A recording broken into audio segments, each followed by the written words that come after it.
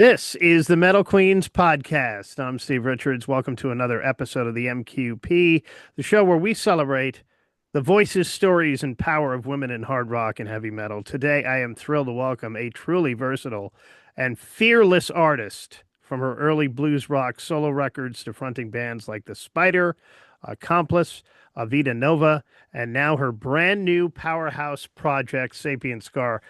She has carved out a career defined by passion, resilience, and evolution, too. Known as to many as the Spider Queen, her voice can move from soulful and smoky to soaring and ferocious in one single breath. Sapient Scar has dropped their debut single, Weak as the Weapon. That just came out. It's already leaving fans buzzing. Please welcome to the Metal Queens podcast, VK Lynne. How are you? I'm good. Hello. Happy to be here. It's great to have you here, VK. So you've had such a diverse career, as I mentioned, blues rock to symphonic, prog, and now modern heavy metal with Sapient Scar. How do you think all of these musical chapters in your life shaped the artist you are today? Well, I think what's fun about doing, things that are technically different genres is it keeps you learning, Yeah. and I like to do that. I like to learn new things. I like to expand what I'm doing. Nobody wants to hear the same song over and over and over again. At least I don't think they do. So it's really fun for me to get to work in different environments where I can really try out a different melody structure. Or I can try out a different lyrical approach and see what sticks. So it's really fun actually. I want to go back to the beginning for a moment. Your early solo records like The Key of V and Whiskey or Water. How did those projects prepare you for the heavier worlds you later stepped into? Well, I think that, blues is, I mean, it's a heavy genre in its own way because, you can't go out there and sing blues with fear. You better go out there and, sing it like you mean it. So early on, I developed a strong vocal presence because I wanted to get the emotion out there. I wanted it to be very clear what the songs were about. So I focused on that. And I just carried that right over. I had just finished, literally just finished making the record, Whiskey or Water, when someone sent me a Nightwish record. Mm. And I had never heard symphonic metal before that. It was wild. But they said, I think you'll like this. And I was listening to it and I thought, what is this? Like, what is this? Is this like an orchestra? Is this a musical? What am I listening to? And it inspired me so much. And I knew right then that my whole life was going to take a different trajectory musically because I was like, there's so much more out there like that does support that emotional depth. It's just in a different way. And so I wanted to bring the blues like sensibility that I had to that. And so that's what I did with Vida Nova. And so we just kind of kept rolling from there. All right, now I want to go way back. How did you get into music? Is music in your DNA and your family? Oh, that's a funny thing. I wouldn't say necessarily in my DNA. I would say that my mom is an excellent singer, although she'll tell you she isn't. Hmm. And she she was, pregnant with me listening to the Beatles all the time. I mean, I was gestated to Revolver. And it was the Beatles, it was Patsy Cline, it was Dolly Parton, it was a lot of country and Beatles, which is a strange combination, but it kind of makes sense now. My dad actually was a good singer also, who he would never sing in public. So you only knew it because you occasionally heard him sing in the car.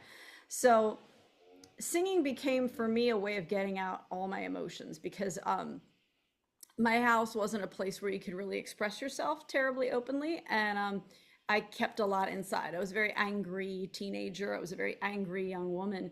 But when I sang, I could get all that out. I could just get it all out.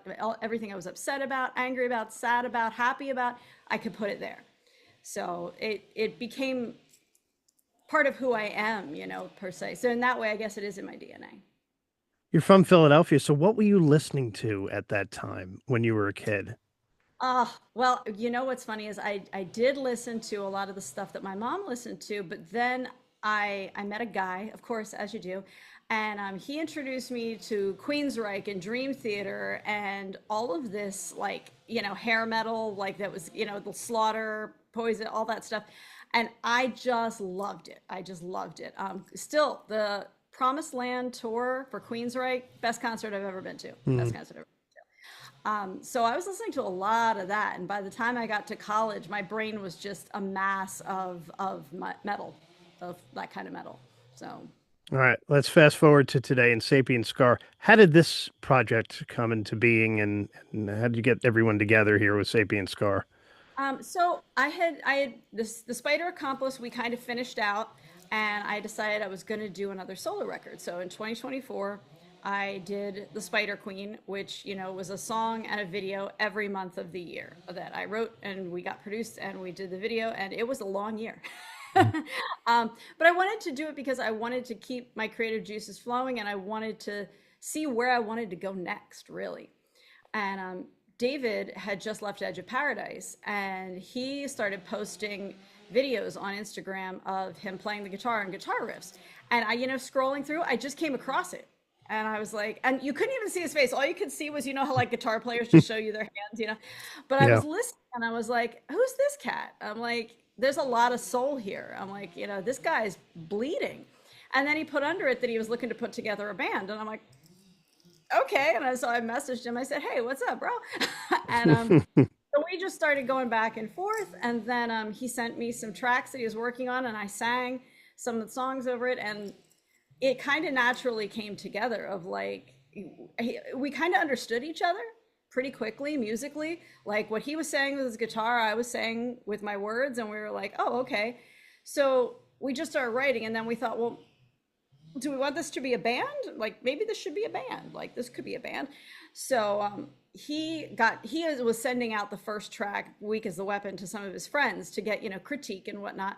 And he sent it to John Cheminsky, who's also from Edge of Paradise formerly. And John really liked it. And he said, hey, I'd like to be involved. And we're like, sure, let's do that. So John comes on board. And then I had played with Allie Kay. She's now with The Violent Hour and with us. And I had played with her for my solo show. And she's awesome. She's a badass. And so I texted her and I said, hey man, we're doing this thing. I can send you the song. And she's like, say less. I'm in. So she just jumped in. It came together really easily. That's what scared us at first. We were like, why is this so easy? Because we've all, like at this point, all of us have been in bands. All of us have seen how hard it is to keep a band together, get a band together. And this could not have gone more smoothly. Brendan, our bass player, he was one of the friends that David had sent the song around to, and he really liked it. And he also said, hey, I want to be involved. And David said, well, you want to play bass? And he's like, fuck yeah, I'll play bass. And so we literally met up at a bar, ordered some beers, and started talking. And we're all like, this works. We all like each other. We all dig the music. Like, let's go. And so we did. And everything since then has been really easy. I hate to say that because that's scary to say, but everyone gets along. Everyone's nice. Like, we got together the other night to watch Allie play at the Whiskey, and we're sitting at the Rainbow eating pizza, and we're just talking. Like, the conversation never lagged. It was like we'd known each other for like 20 years. So when the universe or whatever tells you something like that, you don't ignore it. Right. And just like that, you had a band. Yeah. That I wasn't necessarily looking for. And then there it was. And I was like, okay, all right, I'm paying attention. That's great. So Sapient Scar's debut single out now, Weak as the Weapon, really hits hard, VK, both musically and lyrically. What was the spark that inspired this song? Well, David, I mean, you heard it. I mean, his track was super heavy, but at the same time, like, it felt catchy, and it felt like, I felt like this is a song that people can really get behind, and so lyrically, I had some stuff going on in my head that I'll keep secret because it's more fun to find out. But I had some grievances, and I just started. Like, I literally started just singing in my vocal booth, and then I thought, I better write some of this down. So I wrote it all down, and the Weak as the Weapon hook just kept coming back, and I thought, I can see the crowd going, weak as the weapon, like, because everyone's felt that way in one way or another. And it can mean so many things to so many people. We've had reviewers now explain it, and neither of them are right, or at least right in terms of what I initially had in mind. but that's okay, because like I told someone, once you put the song out there, it doesn't belong to you anymore. It belongs to the people who are listening to it, and they take from it what they want and what they need. And that's the beauty of what makes music connect us, that it's like, that's your song now. What did you get from it? Cool. That's what it means to you. So I'm so glad people are connecting with it. I really am. Have you guys performed it live yet? Only for the video and for rehearsal. Yeah, our very first rehearsal, we got together, and we were so sure that it was, because we're like, okay, it's our first rehearsal. We're going to take it slow. It's going to be bumpy. It's going to be rocky. It wasn't. It really wasn't. We like banged through the song, and then we're like, okay, let's pick it apart. We did, and we're like, okay. Then we're like, well, why don't we try the new song? And the new song, none of us had played straight through, and it just. And then we're like, okay, let's try a cover song that none of us had played. And we all, and I thought, I'm really scared now. I'm really scared. What was the cover song? Square Hammer by Ghost. Yeah. So, yeah. Oh, yeah. Yeah. And so you nailed that too. Everybody nailed that too. With the harmonies, we discovered that three of us sing. So we started harmonizing and singing, which that is something that David and I are really looking forward to in the live show, because we really like having those live harmonies on stage. And I love having people to sing with. So I am so stoked about that. Like, everyone's singing. Yes, yes, yes. All right. So Weak as the Weapon is out. Can we expect more singles? And what about an EP or album? EP is coming end of the year. The next single is coming out October 17th, in just a few weeks here. It's called Pay Forever, and it is very different from Weak as the Weapon. Again, this is where David and I agree that we don't want to make the same song twice, and so we definitely did not. This song is incredibly different. The video for Weak as the Weapon is coming out soon, probably next week. We're still, tweaking bits and pieces of it, probably next week, but then right after that, Pay Forever's coming out. So we have a lot lined up of things that are being released, and then by the end of the year, we'll have the EP. And then hopefully in 2026, we want to get out on the road if we can. Now, you personally have toured extensively, North America to Eastern Europe, sharing stages with acts like Visions of Atlantis. What did those tours teach you about connecting with fans around the world? First of all, I love touring like a fat mouse loves cheese. I mean, it's ridiculous. There is something about playing for strangers that for some reason is much more magical than playing for your friends. Your friends already know what you can do. They already know your songs, especially in LA. If you play live, I always tell people it's like, 70 cooks sitting around watching one guy be a chef. It's like, okay. And all they're doing is, well, I would have done that. What are we doing? What are we doing? But you go out of LA and you go to these places where folks are really still stoked to get original music, and you can see them connecting. And for me, it was like, it was spiritual. It was awesome. Like, because I'm a big, like, get into the audience. So I jump down off the stage, I get in there, and after the shows, we would hug everybody, we'd sign our merch and stuff. And I was like, these are the music fans. These are the folks who really love music, and God bless them. God bless them. It's amazing. I mean, we got to Europe, and half the time, especially in Eastern Europe, those are places where they kind of speak English, but kind of don't. And so sometimes you tell a story about your song and they weren't 100% sure, but the music, they understand the music. They understand the song. They understand how it makes them feel, whether they know the words or not. And that's just something that you can't manufacture and you can't synthesize. AI cannot do that. No. Not yet. No. Yet. Let's hope never. Yeah. All right. I want you to give us a tease now for a Sapient Scar show. What can fans expect when they walk into a Sapient Scar show? I will tell you, based on and you'll see in the video, a lot of energy. David's also toured extensively over the years, and he is a high energy guitar player. Ali is a monster on the guitar. Brendan, Johnny's back there banging on these drums like it's his job, so it's, a lot of energy. You're going to get a lot of energy, and I think you're going to appreciate it, because it's also, we have two women in the band, which is kind of interesting because, it's not an all girl band, but it's almost like a half girl band. Yeah. girls and then three guys. And she's kind of my Joe Perry, I'm her Steve Tyler, and it's cool. Like I get to drape around her and whatnot, and that's fun stuff. So I think people are gonna connect with it. I do, because there's something for everybody up there. Because I feel like, because when you see symphonic metal, sometimes you expect a soprano, or you expect a very elegant, corseted, queen type, and you can get me. And that's not my voice is low. I'm almost a contralto, and I go out there and I sweat and I scream and I try really, really hard to make you feel like the show is for you, because it is. Is there a city or country where you felt the audience energy the strongest, and one you're looking forward to, maybe one or two, in going back to and playing with this band now? Gosh, it's hard to say. It's hard to say. Although the first thing that comes to my mind is Chapel Hill in North Carolina. My state, yes. Yeah, I always remember them because we got there, it was raining, it was cold. Um, we were all just a little like stiff and whatnot from getting off the bus, and we're like, oh man, it's raining. Oh, so we're loading in and everything. And the venue was awesome. We were like, oh, this is really cool. Okay, okay. And then the people started showing up. And they could not have packed another human being into this place. It was so full. It was probably a fire hazard. And I was at the merch table because I went to the merch table before the show and after the show, because I thought, if I can talk to people and say, hey, we're the Spider Accomplice. I know you didn't come to see us, but and some people actually did. And that really intrigued me. They said, well, we saw your picture on the poster and we liked your hair.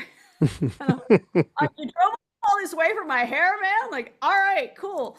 But there was a couple that came in, and I'll always remember them. They were an older couple, and they came up to the merch table and they said, we're so excited. We drove 90 miles to be here tonight.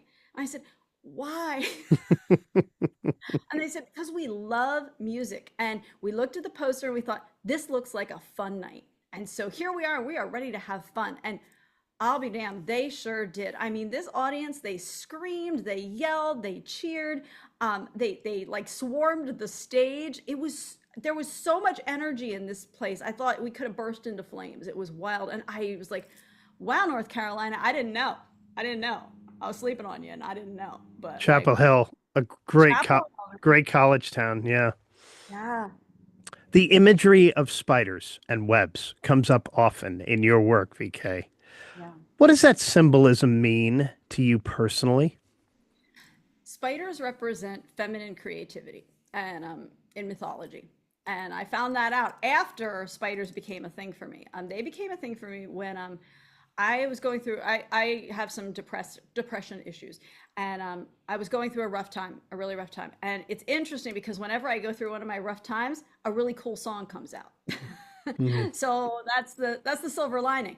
But I was going through a rough time, and I told my husband, I said, my head's just foggy. I feel like it's foggy. I can't think straight. I said, it's like my head's full of spider webs. I said, it's like there's this little spider up there, and it's going. I said, and then suddenly one day I just go, what? And and it's like I cough the web out, and there's this song.